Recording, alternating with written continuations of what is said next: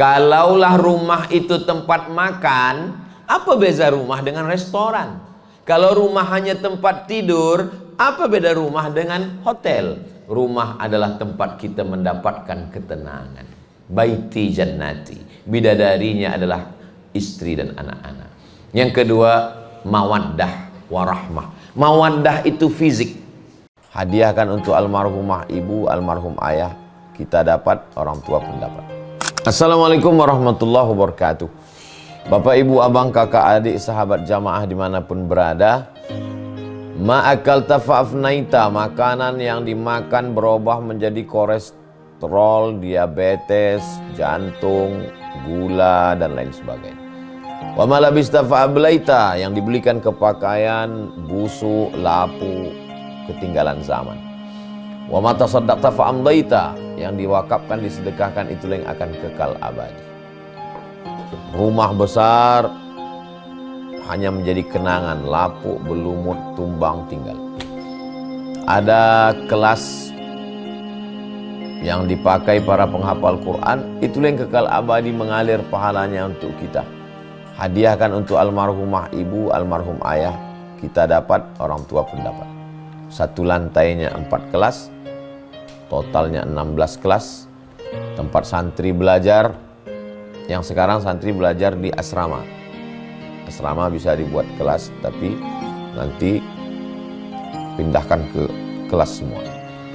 Mari kita support pembangunan, kirimkan semen, batu bata, kerikil, pasir, besi, dan lainnya melalui rekening BSI 767 7777 227. Sekali lagi 767 7777 227 atas nama Yayasan Pendidikan Hajah Rohana. Konfirmasinya jangan lupa ke nomor berikut 0811 6650 026. Sekali lagi 0811 6650 026. Berkah selalu, barakallahu fikum. Wassalamualaikum warahmatullahi wabarakatuh.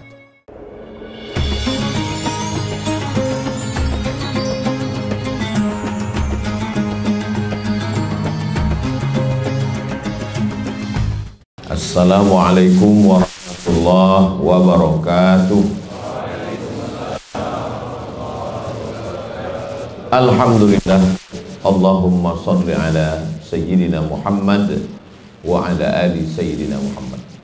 Allahumma allimna ma yanfa'una wanfa'na bima 'allamtana innaka antal alimul hakim. Rabbi shrah li sadri wa yassir li amri wahlul 'uqdatam min lisani yafqahu qawli.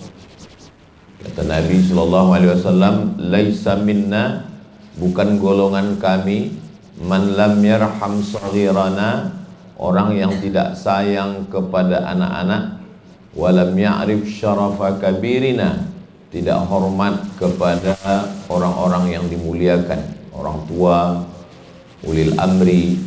Maka pada kesempatan yang baik ini, kita semua ingin diperakui sebagai umat Nabi Muhammad sallallahu alaihi wasallam. Anak-anak hadir salat subuh kita sayangi semua. Adapun pemimpin kita, ulil amri kita, mudah muliakan Allah Subhanahu wa taala. Yang saya hormati Pihin Timbalan Menteri Agama, hadirin hadirat semua yang berhadir ini, insyaallah dimuliakan Allah Subhanahu wa taala. Amin ya rabbal alamin. Saya senang sekali boleh hadir dalam program salat Jumat macam Aidil Fitri. Ramai Masya Allah. Salat subuh macam salat Jumat, tapi kalau subuh ini salat subuh macam Aidil Adha. Aidil Adha orang ramai sebab nak ambil daging kurban. Ini mudah-mudahan kita, anak-anak kita, keluarga kita semuanya istiqamah insyaallah. Amin ya rabbal alamin. Man shalla subha fi jama'atin, sesiapa sahaja yang salat subuh berjamaah, kana fi zimmatillah, maka dia dalam tanggungan Allah Ta'ala. Jadi kalau kita ingin keluarga kita, anak kita dalam tanggungan Allah, maka kita salat subuh berjamaah. Man shalla subha fi jama'atin, siapa yang sembahyang subuh berjamaah, summa qa'ada yadhkurullah, Selepas salat subuh dia tidak keluar masjid, dia duduk berzikir mengingat Allah. Summa qa'ada yadhkurullah, duduk berzikir mengingat Allah. Tatlu asyams, sampai terbit matahari. Duduk dia sampai terbit matahari. Selepas terbit matahari, summa yusalli rak'ataini, salat sunat 2 rakaat. Usalli sunnatal isyraq, pakai qaf, usalli sunnatal isyraq rak'ataini lillahi ta'ala, kanat lahu ka ajri hajjatin wa umrah, dapat pahala macam haji dan umrah. Maka kalau kita mahu, saya tidak tahu di Brunei Darussalam berapa lama menunggu bila dah register nak pergi haji. Kalau di provinsi saya di Riau itu 30 tahun. Jadi kalau dia register sekarang 2024, maknanya 2034, 4454. Jadi macam saya ni sekarang register umur 27 tahun. Jadi berangkat sekarang umur 47, umur 77 baru berangkat haji. Jadi jangan membatasi amal pada satu pintu sahaja, pintu haji, padahal Allah buka pintu yang lain. Sembahyang subuh berjamaah, duduk berzikir mengingat Allah sampai terbit matahari, sembahyang salat sunat isyraq 2 rakaat, kanat lahu ka ajri hajjatin wa umrah, tamah tamah tamah, sempurna sempurna sempurna balasan dari Allah. Hadis ini ada dalam Sunan At-Tirmidzi. Hadis ini dhaif Ustaz, kata Imam At-Tirmidzi, Imam Abu Saurah, Imam Ibnu Saurah At-Tirmidzi, kata beliau, hadza haditsun hasan, haditsun hasan. Hadis ini hadis yang paling tinggi darjah, di bawah sahih hasan, di bawah hasan dhaif, di bawah dhaif maudhu'. Hadis maudhu' tak boleh pakai sama sekali. Contoh hadis maudhu', al-bazinjan shifa'un min kulli da', terung obat dari segala penyakit. Itu hadis palsu yang membuat tukang jual terung supaya laku, dia buat hadis palsu. Sayati rajulun min ummati, akan datang seorang lelaki dari umatku, adarru min iblis, dia lebih mudarat, lebih berbahaya daripada iblis. Ismuhu Muhammad bin Idris, namanya Muhammad bin Idris, lebih berbahaya daripada iblis. Yang dia maksud Muhammad bin Idris itu Imam Syafi'i. Kata dia lebih bahaya daripada iblis. Yang membuat hadis itu orang yang fanatik kepada mazhab Hanafi. Jadi dari dulu persaingan antar mazhab ini membuat hadis palsu sudah ada. Alhamdulillahirabbil alamin. Datang seorang ulama yang dia bermimpi pada suatu malam, dia ziarah Muhammad sallallahu alaihi wasallam. Mimpi itu dia dibagi satu kipas yang menghalau lalat. Halau lalat. Selepas itu dia tengok takwil mimpi, rupanya makna menghalau lalat itu membersihkan Islam dari hadis palsu. Yang bermimpi itu lelaki namanya Muhammad bin Ismail bin Ibrahim bin Al-Mughirah bin Bardizbah Al-Bukhari. Dialah Imam Al-Bukhari. Bukhari bukan nama orang. Bukhari maknanya orang Bukhara. Bukhari orang Bukhara. Makki orang Makkah. Madani orang Madinah. Brunei orang Brunei. Burnawi orang Brunei. Burmawi orang Burma. Jadi Bukhari bukan nama orang. Bukhari maknanya orang Bukhara, Uzbekistan. Nama dia Muhammad bin Ismail bin Ibrahim bin Al-Mughirah bin Bardizbah. Bardizbah datuk dia yang kelima yang masuk Islam, mu'allaf. Jadi dia bukan orang Arab, dia orang Persia. Jadi kalau ada orang mengatakan saya ni tidak hafal hadis Ustaz sebab saya bukan orang Arab, Maka Imam Bukhari bukan orang Arab, dan Imam Tirmizi pun bukan Arab. Yang meriwayatkan hadis tentang sembahyang subuh macam haji umrah ini adalah Imam At-Tirmizi. Tirmizi orang Termez, Uzbekistan, Afghanistan. Dari Uzbekistan ke Afghanistan ini di sempadan ini ada kampung kecil namanya Termez. Tirmizi orang Termez juga. Jadi Allah Ta'ala ingin angkat darjah orang-orang yang bukan Arab dengan datangnya Islam. Menyusun kaedah bahasa Arab, nahu, grammar bahasa Arab ini adalah Imam Sibawayh, dan Sibawayh juga Arab. Nah, jadi Allah SWT muliakan sesiapapun sahaja. Dan tafsir yang paling panjang 24 juzuk, tafsir Imam Ibnu Jarir Abu Ja'far At-Tabari. Tabari juga bukan, dari Tabrustan juga bukan. Nah, ini menunjukkan la farqa bainal arabi wal ajam, tiada beza antara Arab, wala farqa bainal abyadi wal aswad, tak ada beza putih. Kullukum min Adam, semua kamu dari Adam, wa Adam min turab, dan Adam daripada tanah. Siapa yang paling mulia? Inna akramakum inda, paling mulia, atqakum, orang yang paling takut Allah Subhanahu wa ta'ala. Itulah yang membuat anak-anak kita, walaupun dia belajar di Kahira, belajar di Maghribi, belajar di Sudan, dia tidak merasa rendah. Tetap dia di samping kiri ada orang Arab, di ada Afrika, dia tetap merasa diri dia, sebab Islam sudah mengangkat darjah dia. Saya dulu masa duduk asrama ini terbagi dua. Nama yang sebelah kiri orang-orang putih, orang daripada Uzbekistan. Yang sebelah kanan dari Afrika, Burkina Faso, dari Nigeria. Nah, itu saya bersama dengan orang Afrika, sebab duduk di tengah mereka saya merasa putih. 2 tahun saya sekamar dengan ada dari Afrika. Nah, itu. Dan orang hitam ini lebih lembut hatinya, lebih ramah, lebih.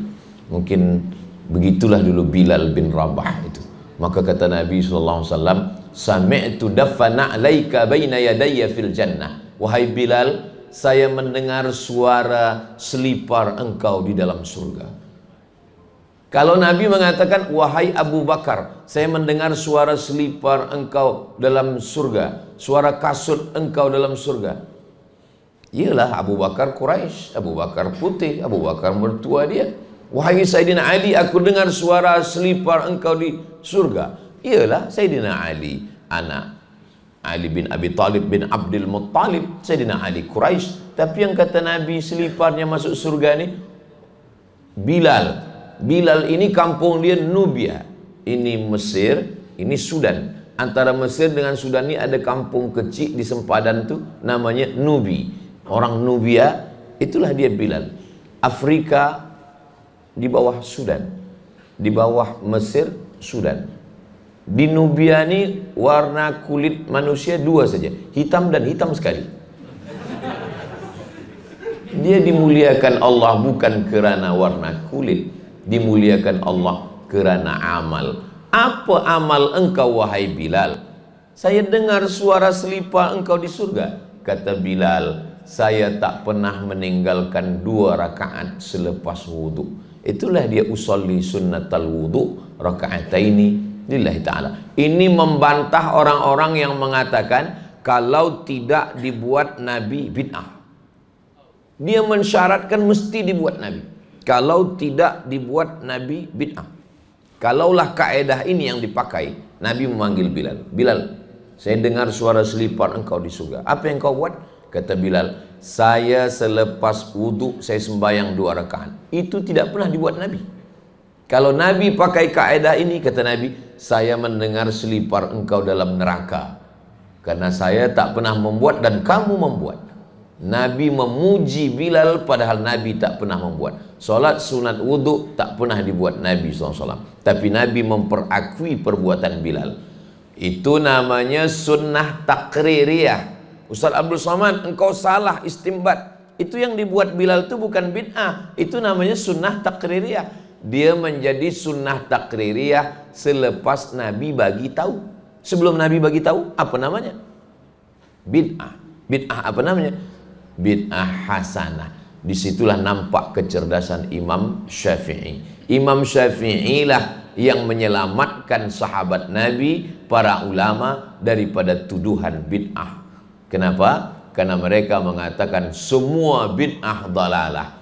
Kata Imam Syafi'i, tidak. Fama wafaqas sunnah, kalau dia bersesuaian dengan sunnah, fa bid'atu huda, maka dia adalah bid'ah huda, yang istilah lainnya adalah bid'ah hasanah.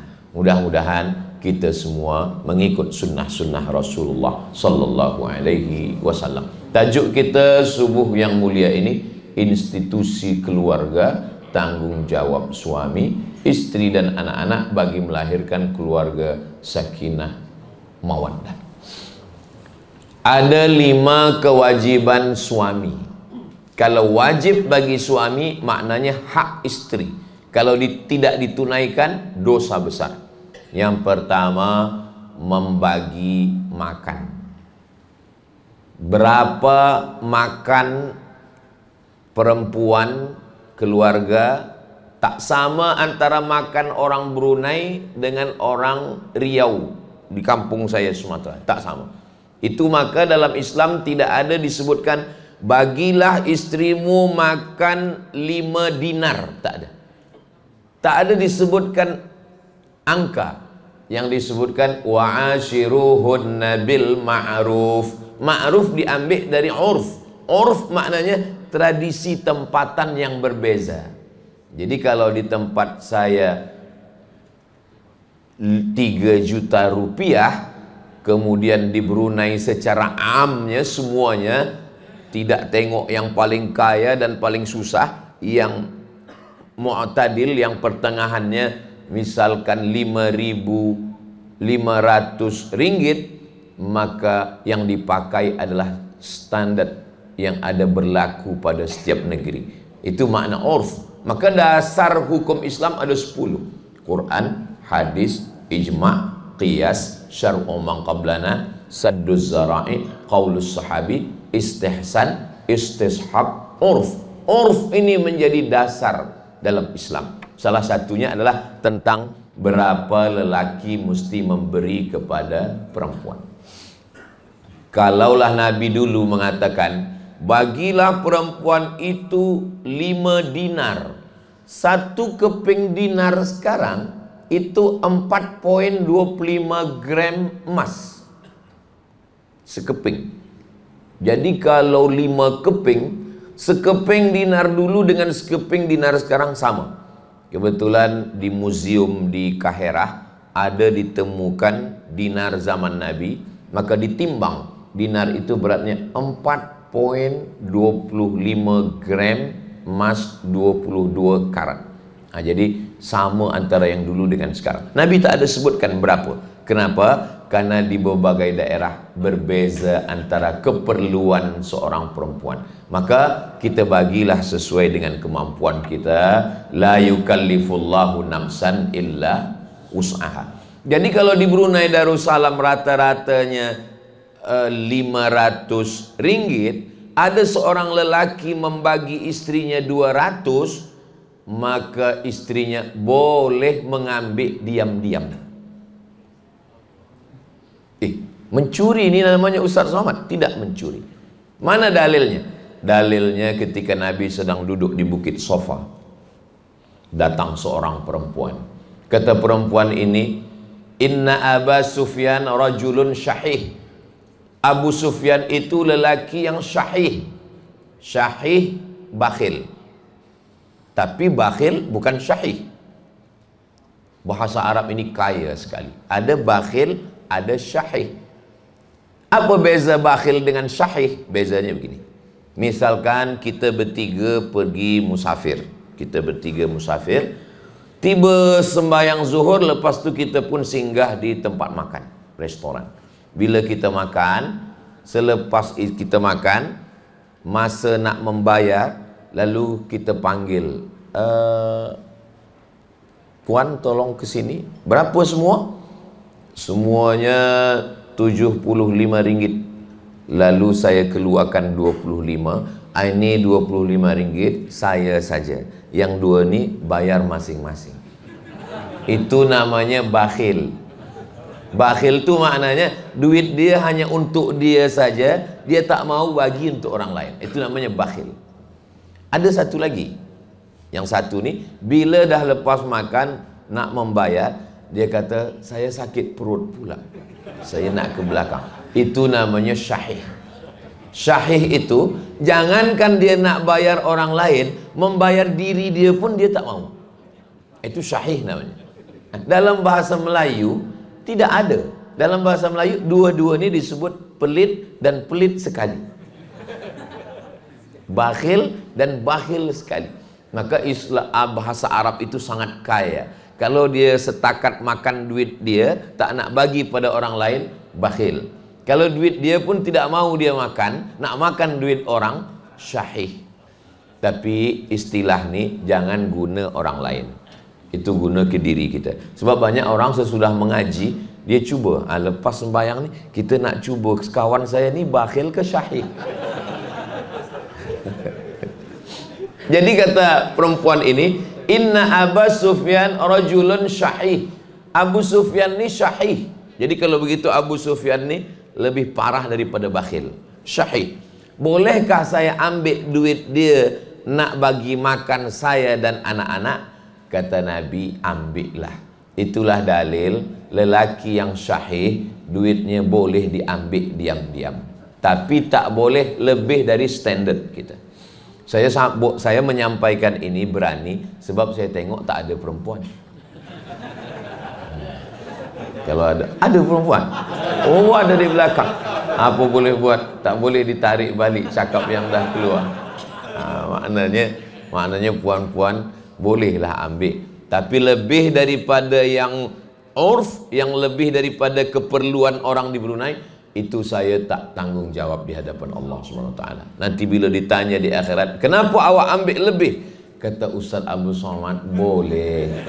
Tidak, saya tak ada cakap. Yang lebih tak boleh.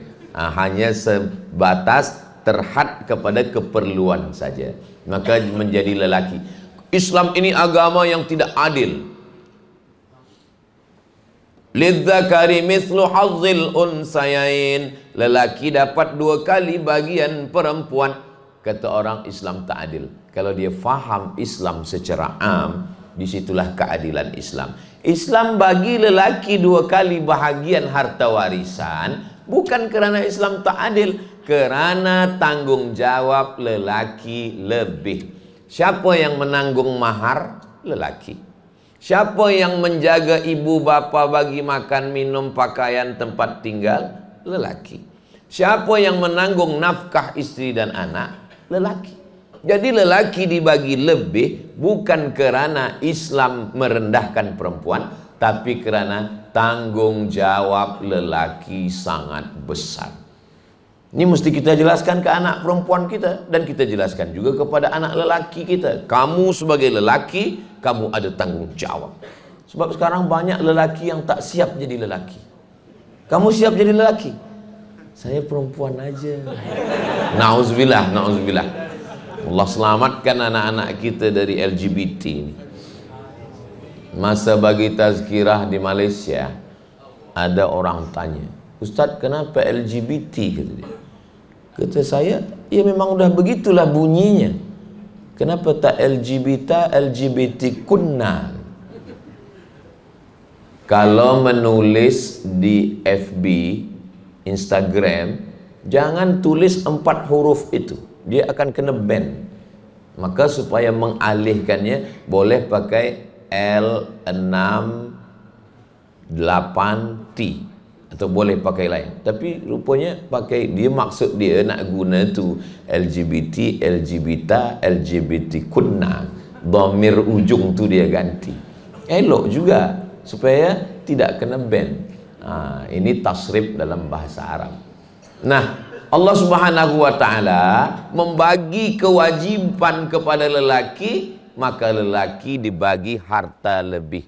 Sebab seorang lelaki kalau dia ada harta lebih, dia berwibawa, bahu dia naik ke atas. Tapi kalau dia tak ada duit, dia susah.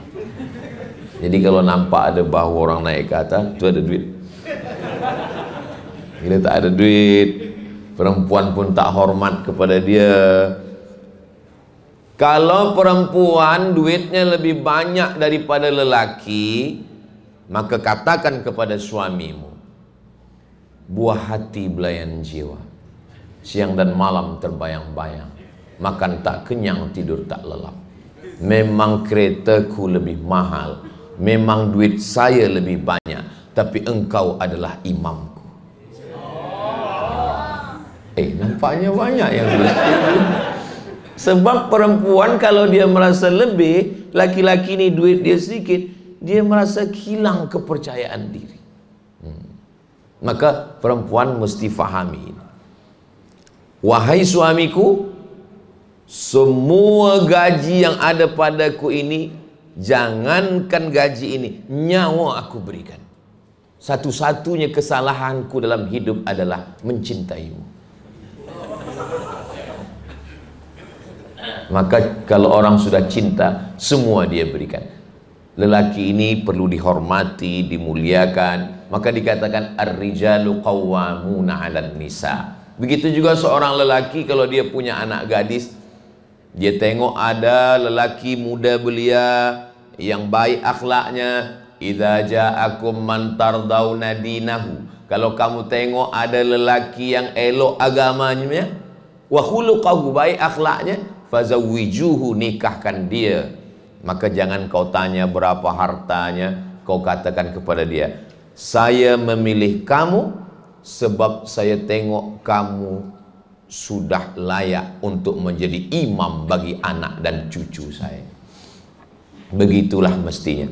Lelaki melihat perempuan 4, perempuan melihat laki-laki 2. Maka sebagai seorang wali, saya punya anak perempuan, saya tak ada anak perempuan, misalkan saya ada anak perempuan, maka yang saya tengok dari lelaki itu 2 saja, tak banyak-banyak. Yang pertama, din, agama. Yang kedua, khuluq, akhlak. Kenapa Allah, Nabi SAW bagi pada 2? Sebab ada orang yang beragama baik, sembayangnya tak tinggal, tahajudnya tak tinggal, tapi cakapnya kasar, tak baik. Tapi ada pula orang yang cakapnya lembut, baik, tapi tak sembahyang. Ini pun tak baik. Maka yang ditengok daripada lelaki itu 2. Dinahu, agamanya, wa khuluqahu, akhlaknya. Maka kalau dah baik agamanya, baik akhlaknya, nikahkanlah dia. Beza dengan menengok perempuan. Kalau perempuan yang ditengok itu 4. Yang pertama, limaliha, hartanya. Yang kedua, wali hasabiha, keturunannya, nasabnya. Yang ketiga, wali jamaliha, kerana cantiknya. Yang keempat, wali diniha, kerana agamanya. Fazfar bidzatid din, pandanglah dia kerana agamanya. Taribat yadaka, selamatlah engkau. Ustaz Abdul Somad, ya, saya mahasiswa, pelajar, student Ustaz dulu. Oh ya. Saya dah kerja Ustaz, alhamdulillah. Saya belum berbini, na'uzubillah. Kata Ustaz dulu, kalau nak cari isteri, pertama tengok maliha, hartanya, wali hasabiha, nasabnya, wali jamaliha, cantiknya, wala diniha, kena agamanya. Bolehkah Ustaz carikan untuk saya yang ada 4-4-nya? Kata saya, kalau ada yang ada 4-4-nya, untuk apa saya kasih ke kamu? Jangan mencari perempuan yang sempurna. Kalau mencari kawan yang tak bercacat, seumur hidup tak berkawan. Mencari perempuan yang sempurna, seumur hidup bersendirian. Menikah itu bukan mencari kesempurnaan. Menikah itu menutupi kekurangan. Maka sebelum menikah yang dipandang orang adalah kesempurnaan. Lebih tinggi, lebih putih, lebih cantik. Tapi selepas menikah, apa kata pepatah? Hijau rumput di rumah, lebih hijau rumput jiran tetangga. Sebab apa lebih hijau rumput jiran tetangga? Sebab dia pakai rumput sintetik, rumput plastik. Nah, memanglah sekarang perempuan semua plastik, hidung plastik, dagu plastik, operasi plastik. Nauzubillah. Jadi itu yang pertama bagi makan. Makan dulu, bukan skincare. Makan. Yang kedua, pakaian. Adakah sekarang lelaki yang tidak membagi pakaian kepada perempuan? Ada. Alhamdulillah di Brunei Darussalam, bila pesawat terbang dah landing, kita menengok semua perempuan lengkap berpakaian dari ujung rambut hingga ujung kaki. Berbeza dengan tempat lain. Ada yang kain belum selesai dijahit udah dipakai. Ada yang tinggi 170 cm cuma dapat kain 100 saja. Alhamdulillah, dijaga Allah nikmat mata. Betul-betul Darussalam, dar rumah, salam keselamatan. Selamat biji mata, selamat telinga, selamat fikiran, selamat hati. Maka bagilah istri pakaian yang sesuai kemampuan. Bajunya baju kurung. Ustaz Abdul Somad, ya, baju Melayu itu yang perempuan apa namanya? Baju kurung. Apa arti baju kurung itu, Ustaz? Saya nak jawab tak tahu, tak sedap pula. Kita dah diangkat profesor oleh UNISA. Baju kurung itu apa, Ustaz? Sebab dia mengurung aurat. Oh, kami baru tahu sekarang, Ustaz. Saya pun baru dapat tadi. Sebab dia mengurung aurat, tak nampak bentuknya, tidak tipis. Itulah baju Melayu, baju kurung. Kami di tempat kami Melayu di Riau, kalau baju perempuan disebut baju kurung. Kalau baju lelaki teluk belanga. Atau nama lainnya gunting Cina. Jadi dulu masa saya kecil, kalau mak pergi tempat tukang jahit, cuba buatkan gunting Cina untuk sembahyang raya. Lama-lama saya fikir, setelah besar nih, kenapa gunting Cina? Saya tengok-tengok, memanglah bila kita tonton filem kungfu macam itu kan. Oh, itu maksud. Pakaian dia menutup. Kalau dia dah pakai lelaki, pantang nampak bentuk lekuk badan. Lelaki pun tak boleh nampak lekuk badan. Itu maka ada songket. Dan pakai songket pun ada cara khas orang Melayu.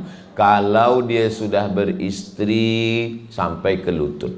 Kalau masih lajang di atas lutut. Maka puan kalau nak pergi walimah, suami di atas lutut, hati-hatilah. Allah Subhanahu wa taala, ini urf, ini tak ada dalam Quran.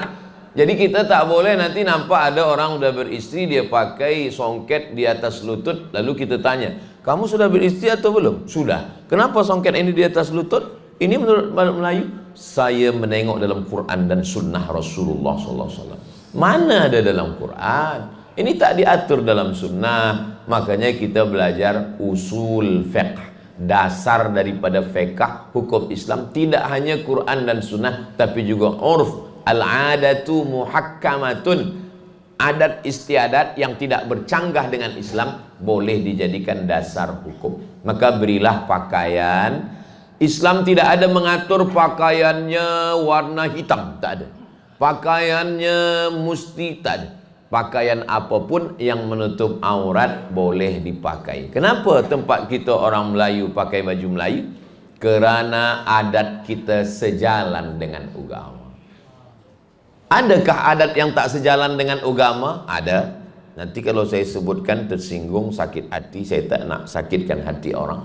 Banyak adat yang pakaiannya kalau dia pakai bercanggah dengan agama. Tapi adat Melayu kita, pakaian lelaki tak bercanggah dengan agama, elok, pakai sembahyang Jumat, dan pakaian perempuan pun bersesuaian dengan agama. Maka ada kalimah di tempat saya, adat bersendikan syarak, syarak bersendikan kitabullah. Adat ini mesti mengikut kepada Al-Quran dan Sunnah Rasulullah Sallallahu Alaihi Wasallam.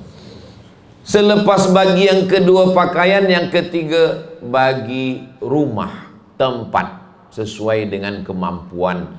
Sebab lelaki tak boleh dibebankan lebih, nak makan lebih, nak pakaian lebih, nak tempat rumah yang lebih. Maka lelaki, menurut survei hari ini, lelaki lebih cepat mati daripada perempuan. Sebab apa? Sebab tuntutan yang terlampau banyak. Ingin makan lebih mahal, pakaian lebih elok, tempat rumah yang lebih mewah. Akhirnya kerana terlampau banyak tuntutan, detak jantungnya tak kuat lagi. Akhirnya innalillahi wa inna ilaihi raji'un.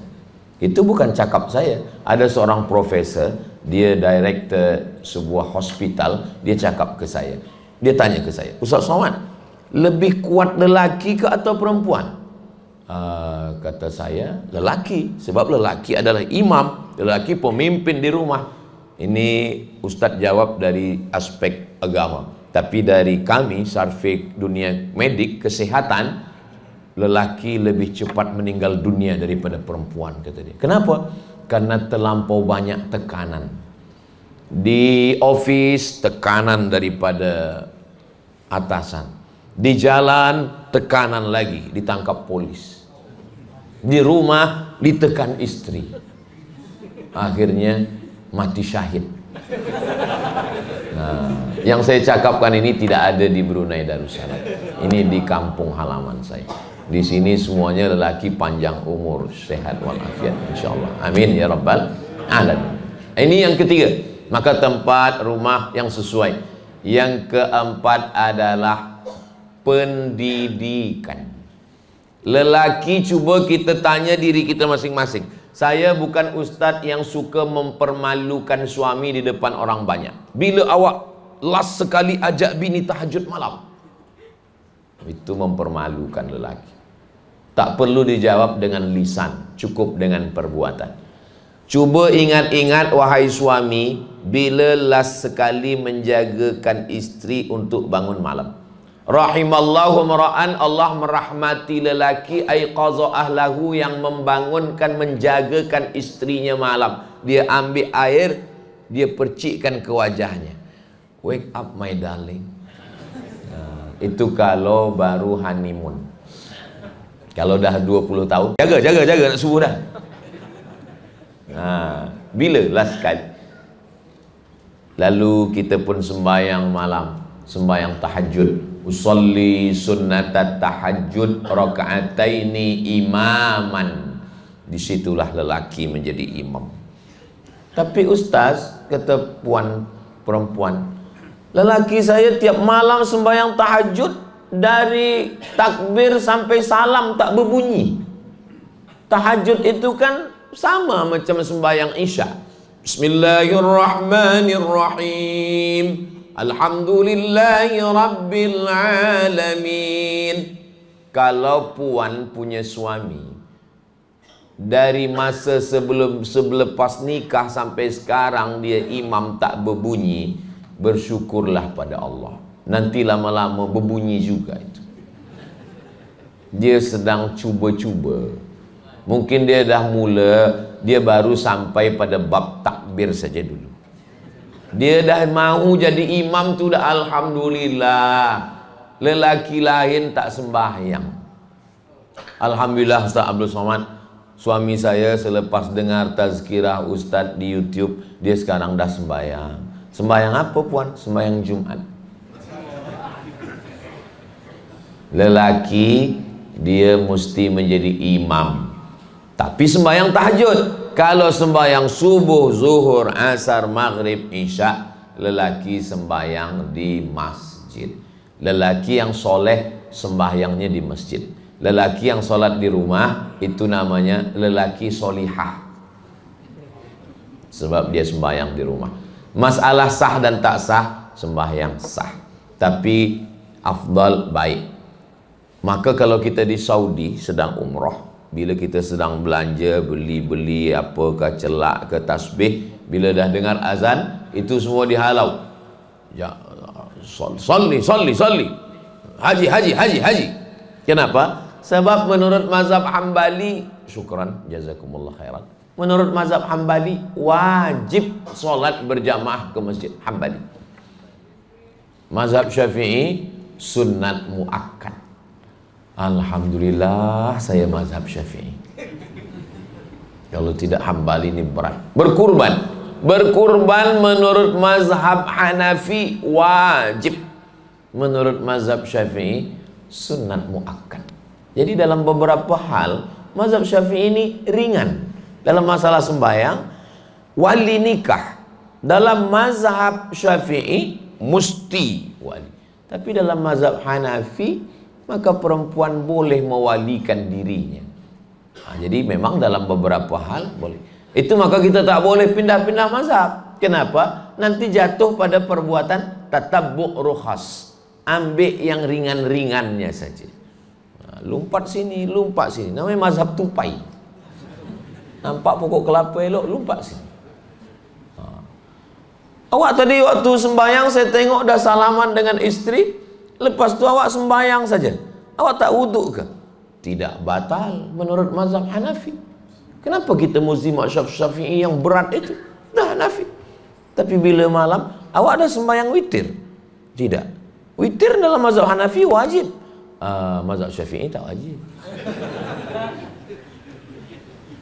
Memang dalam beberapa perkara Hanafi memang ringan, tapi dalam beberapa perkara berat. Maka yang paling elok adalah istiqamah dalam mazhab Syafi'i. Maka saya dimaklumkan first time pertama kali sampai di Brunei Darussalam, Ustaz Abdul Somad mesti sampaikan 3 di Brunei Darussalam. Dalam bidang akidah, akidahnya Imam Abul Hasan Al-Ash'ari, wujud, qidam, baqa, mukhalafatul hawadisi, qiyamuhu binafsihi, wahdaniyah, qudrat, iradat, ilmun, hayat, sama, basar, kalam. Dalam bidang fiqahnya kita memakai mazhab Syafi'i. Dalam bidang tasawufnya, tasawuf kita adalah sunni, Imam Abu Hamid Al-Ghazali, Ihya Ulumuddin. Memang begitulah yang diajarkan kami di Al-Azhar, Kahirah, Mesir. Al-Azhar itu, man huwal azhari? Kata Syekh Ali Jum'ah, man huwal azhari? Siapa Azhari itu? Azhari itu akidahnya Asy'ari atau Maturidi, dan kita Asy'ari. Fiqahnya bermazhab, dan kita mazhab Syafi'i. Dan tasawufnya adalah tasawuf Imam Junaid Al-Baghdadi dan Imam Abu Hamid Al-Ghazali.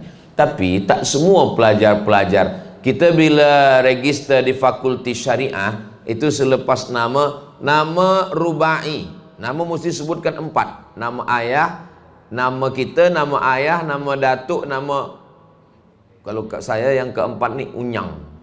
Maka saya sebutkan 4, Abdul Somad bin Bakhtiar bin Yahya bin Ahmad Shah. Jadi 4. Mazhab, nak pilih mazhab apa? Mazhab Syafi'i. Tapi ada kawan saya satu dari Jawa Timur, dia pilih mazhab Hanafi. Saya tanya, awak kenapa ambil mazhab Hanafi? Kita ni mazhab Syafi'i. Saya di pondok pesantren dah khatam mazhab Syafi'i, kata dia. Saya nak tahu pula apa Hanafi. Oh iya pula. Apa alasan awak lain pilih Hanafi? Saya tengok Hanafi kitabnya tipis-tipis. Ada dia sekarang, nama tak boleh sebut, dia ustaz juga. Kalau dia tonton ni pasti dia senyum-senyum.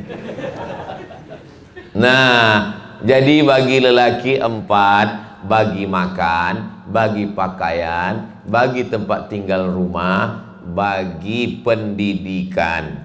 Pernahkah kita mengajar istri kita mengaji? Hanya di sini ha.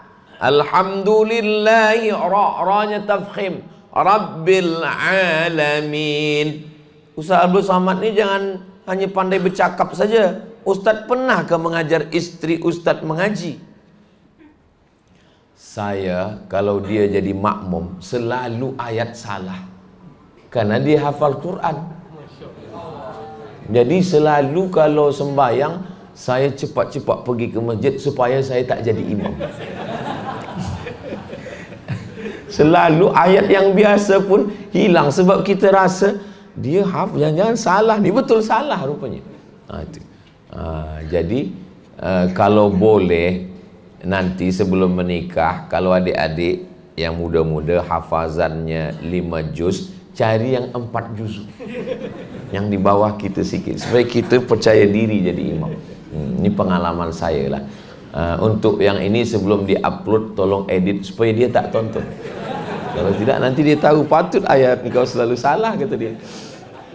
Nah, kita mengajar ini kalau tak mampu. Saya bukan ustaz, saya bukan cikgu macam saya nak ajar istri saya. Kata Syekh Yusuf Al-Qardawi, itulah sebab kenapa perempuan boleh ke masjid. Salah satu alasannya kenapa perempuan boleh ke masjid, sebab lelaki tak pandai mengajar istri, maka dia bawa istri ke masjid supaya belajar agama. Alhamdulillah, subuh ni saya dapat maklumat banyak perempuan yang datang solat subuh. Perempuan lebih baik sembayang dalam rumah, lebih baik sembayang dalam bilik, lebih baik sembayang dalam tempat yang sempit. Betul. Tapi ada hadis satu lagi. Apa kata Nabi? La tamna'u ima Allah masajidallah. Jangan larang perempuan datang ke masjid. Jadi kalau ada orang mengatakan Islam ini banyak ikhtilaf sebab kita tidak memakai sunnah, mari kita kembali kepada sunnah. Dalam sunnah tak ada ikhtilaf. Ini ikhtilaf dalam sunnah. Sunnah pun ada ikhtilaf. Satu hadis mengatakan solat perempuan lebih baik dalam bilik, dalam rumah. Satu hadis mengatakan jangan larang perempuan ke masjid. Ini ikhtilaf. Maka ulama menulis kitab, judul tajuknya Mukhtaliful Hadis, Ikhtilaful Hadis. Hadis itu pun ada bercanggah. Apakah hadis salah? Hadis tak salah. Ulama menjelaskan makna perempuan lebih baik solat dalam rumah, lebih baik solat dalam bilik. Maknanya kalau terjadi fitnah. Di Palestin sekarang, Allah menolong Palestin insyaAllah. Di Palestin sekarang perempuan tak boleh solat ke masjid. Sebab kalau dia solat ke masjid, dia akan diganggu oleh tentera Israel laknatullah alaih. Tak boleh. Tapi di Brunei Darussalam, salam, aman, damai, maka perempuan boleh ke masjid. Ada di luar sana tentera Israel? Tak ada. Maka perempuan ke masjid elok. Itu maka bila kita tegak menghadap ke kiblat di Raudah, sebelah kiri itu ada 3 pintu. Babul Baqi sebab dia mengarah ke Baqi. Babu Jibril sebab malaikat Jibril selalunya masuk dari pintu itu. Babun Nisa, ada pintu perempuan. Babun Nisa itu bukan pintu yang baru. Babun Nisa dah ada semasa zaman dulu. Pada masa Umar bin Khattab, lelaki yang masuk dari Babun Nisa dia kena sebat. Sebab dia ikhtilat, tak boleh masuk. Saya setiap nak masuk Raudhah, masuk dari Babun Nisa. Kalau zaman Umar dah kena sebat kita ni, masuk dari pintu ini. Mungkinkah pintunya ada, orangnya tak ada? Tak mungkin. Maknanya memang ada pintu Babun Nisa. Perempuan zaman Nabi bila dia keluar dari masjid menutup dirinya bimurutihinna. Sampai kami tak mengenal siapa dia. Dia memang perempuan tapi kami tak kenal nama dia siapa. Sebab apa? Menutup dirinya. Itu maka perempuan kita bawa ke masjid, tapi menutup diri, menutup aurat supaya tidak menjadi fitnah. Elok masjid kita ni, perempuannya jauh. Bila jamaah tak banyak, perempuan di mana softnya? Di belakang. Sama. Sebab di beberapa masjid saya tengok soft lelaki, kemudian perempuan di belakang, dan satir hijabnya tak tinggi. Yang elok tu tak nampak. Kalaupun nampak juga hijabnya tinggi ke atas. Ini ada hijab tu yang rendah saja. Sehingga yang belakang ni, makmum di belakang yang muda-muda belia ni, lain bunyi aminnya. Sebab ada anak gadis juga di belakang. Ghairil maghdubi alaihim waladdallin. Amin gitu. Rosak. Maka sop lelaki yang paling elok sop yang di depan. Sop perempuan yang paling elok sop yang di belakang. Kenapa begitu? Sebab sop yang lelaki paling elok di hadapan, sebab dia sop yang paling jauh dari perempuan. Sop perempuan yang paling elok di belakang sebab apa? Sebab dia sop yang paling jauh daripada lelaki. Begitu Allah Subhanahu wa taala melalui lisan Nabi Muhammad sallallahu alaihi wasallam. Lalu kemudian suami sudah, sekarang istri. Istri yang elok itu 4. Tunggu, salah saya. Bukan istri yang elok itu 4. Istri yang elok itu sifatnya 4. Tolong jangan dipotong. Saya takut ini video dipotong, diupload di TikTok, nanti semua attack saya. Sifatnya 4. Yang pertama, idza ra'aitaha sarratka. Kalau engkau tengok dia, hati engkau senang. Maka berusahalah perempuan menyenangkan hati suami. Perempuan berpakaian bersolek untuk suami di rumah. Sekarang perempuan bersolek untuk suami orang. Bila dia nak pergi walimah, nak pergi kenduri, nak pergi macam bidadari turun dari surga. Tapi di rumah suami pun membaca ayat kursi, Allahu la ilaha illa huwal hayyul qayyum. Padahal dalam hadis idza ra'aitaha sarratka, kalau engkau tengok dia menyenangkan hatimu. Alhamdulillah Ustaz Somad, saya senang betul menengok dia. Siapa? Istri kawan saya. Nauzubillah. Dosa di antara dosa paling besar, antuzani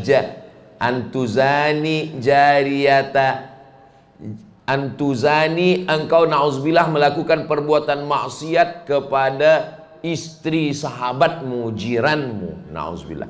Maka kita jaga ini dengan sebaiknya, karena ini ajaran Islam. Alhamu al-maut, kata Nabi. Ipar itu adalah kematian. Kenapa ipar itu kematian? Sebab nauzubillah, kalau dengan orang lain boleh kita nikahi, tapi kalau ipar, putuslah persaudaraan kita. Maka kata Nabi, alhamu al-maut. Ini tentang bagaimana perempuan bersolek. La tabarrajna tabarrujal jahiliyatil ula. Jangan bersolek-solek jahiliyah. Biasa-biasa saja. Perempuan cantik bukan kerana lipstiknya, bukan karena make upnya, tapi kerana cahaya tahajud malamnya, kerana wuduknya. Awak ni nampaknya cantik lah, pakai make up apa? Saya ni tak ada guna make up, saya ni pakai wuduk. Oh, Masya Allah. Jadi awak sangka semua ni tayamum kami ni? Semua kena wuduk. Nah, idza ra'aitaha sarratka, kalau engkau tengok senang hatimu. Yang kedua, idza amartaha ata'atska, kalau engkau perintahkan dia, dia taat, patuh dan taat. Tapi ini masalah yang kedua ini. Beberapa perempuan komplain ke saya, Ustaz Abdul Somad, betulkah perempuan itu mesti taat kepada suami? Kata saya, ya, sebab Nabi mengatakan idza amartaha ata'atka. Tapi dia perintahkan saya begini, Ustaz, saya suami kamu, kamu istri saya, maka surga kamu di bawah tapak kaki saya, maka semua surat tanah dan surat kereta guna nama saya. La ta'ata li makhluqin fi ma'siyatil khaliq. Tidak ada ketaatan kepada makhluk kalau menyebabkan maksiat kepada Allah. Jadi dalam Islam, kalau dah menikah, bukan maknanya harta istri punya suami. Walakum nisfu ma taraka azwajukum illam yakul lahunna walad. Suami dapat setengah harta istri kalau tak ada anak. Fa in kana lahunna waladun falakumur rubu'u. Kalau istri melahirkan anak, suami dapat 1/4. Apa maknanya? Kalau menikah, suami punya harta, istri pun punya harta. Bukan harta suami, harta istri menjadi punya suami. Apa beza duit suami dengan duit istri? Sama-sama bekerja, sama-sama di office. Apa beza gaji suami dengan istri? Bezanya, di dalam duit suami ada hak istri namanya nafkah. Tapi di dalam gaji istri tak ada hak suami.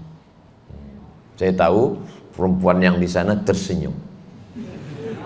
Di dalam gaji suami ada hak istri namanya nafkah. Tapi di dalam gaji istri, kalau dia dapat 10.000, 20.000, maka itu bulat, tidak kurang sama sekali.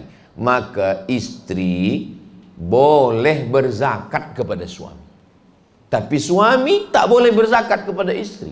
Tak boleh suami berkata, istriku ini 1.000 ringgit belanja kita dan zakat saya sekali. Tak boleh. Tapi seorang istri berkata, wahai suamiku, aku tengok engkau ni masuk dalam asnaf fakir miskin. Aku bagi zakat kepada engkau. Boleh. Sebab apa? Sebab suami wajib memberi nafkah, sedangkan istri tak wajib memberi nafkah. Tidak wajib memberi nafkah, maka orang yang tidak boleh kita bagi zakat itu adalah orang yang wajib kita nafkahi. Tak boleh berzakat kepada anak, tak boleh berzakat ke istri, tak boleh berzakat ke ayah, tak boleh berzakat ke ibu. Sebab ayah ibu kalau susah, dia wajib kita nafkahi. Begitulah ajaran Islam yang rahmatan lil alamin. Idza ghibta anha, yang ketiga, kalau engkau pergi meninggalkan dia, pergi musafir, hafizat amwalaka wa auladaka, dijaganya hartamu, dijaganya anakmu, dijaganya harga dirinya, dia tidak berkhianat. Kalau dapat perempuan macam ini, maka kata Allah Subhanahu wa taala melalui lisan Nabi Muhammad SAW, kamu tak usah punya banyak-banyak, punya yang 3 saja cukup. Yang pertama, qalban syakira, hati yang selalu bersyukur. Yang kedua, lisanan dzakira, lisan yang selalu berzikir. Yang ketiga, zaujatan salihah, istri yang salihah, tu'inu ala imanihi, yang menolong iman kita. Sebab kita ni tak boleh bersendirian. Mudah-mudahan yang belum ada istri disegerakan Allah dapat jodoh, insyaallah. Amin. Saya tengok yang sebut amin yang sudah beristri. Maksud yang sudah beristri sebut amin itu maksudnya untuk anak-anak kita. Ini saya bagi tahu sebab nanti bila balik istri bertanya, tadi saya tengok di kamera Ustaz Saman tu awak sebut amin. Kenapa amin? Untuk anak kita. Saya ingin menyelamatkan saudara-saudara saya. Nah, kata Nabi SAW, kalau sudah punya ini, yang 3, hati bersyukur, lisan berzikir, istri solehah, kitalah pemilik dunia beserta isinya. Yang keempat, dia senang ditengok, dipandang, taat patuh pada perintah suami, dan dia pula menjaga harta dan anak kita kalau kita pergi, lalu kemudian selalu mengingatkan kita. Al-mu'minuna wal mu'minat ba'duhum awliya'u ba'd, ta'muruna bil ma'ruf wa tanhauna 'anil munkar. Saya ni Ustaz Abdul Somad bila pergi ke mana-mana, dia selalu video call, dia selalu tanya, awak sedang di mana, pergi ke mana, kain yang saya bagi ada dipakai atau tidak, baju pergi, sembahyang subuh di mana. Kalau dapat istri macam itu bukan istri, itu adalah bidadari surga yang dikirim Allah Subhanahu wa ta'ala. Nanti bila tuan balik ke rumah, sampaikan kepada dia, engkau adalah bidadari surgaku. Kata dia, mana mungkin saya bidadari, saya gemuk. Engkau bidadari yang diturunkan Allah dekat restoran.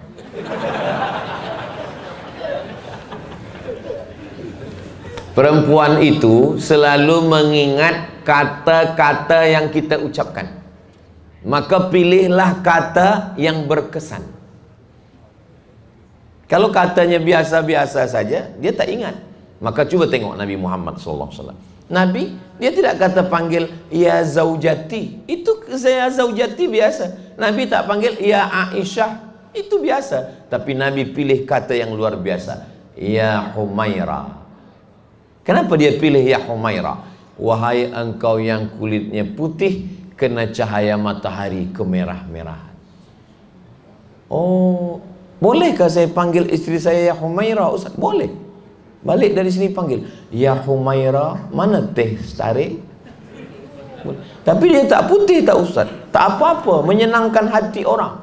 Idkhalus surur, menyenangkan hati adalah pahala.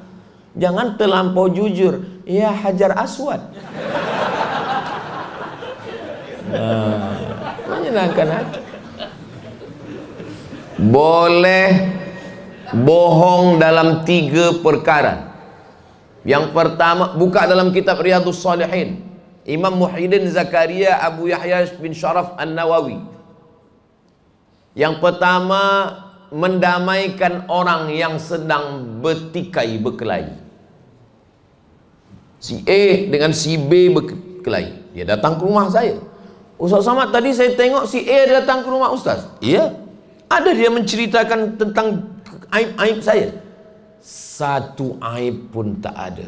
Maksudnya, satu tak ada, 100 ada.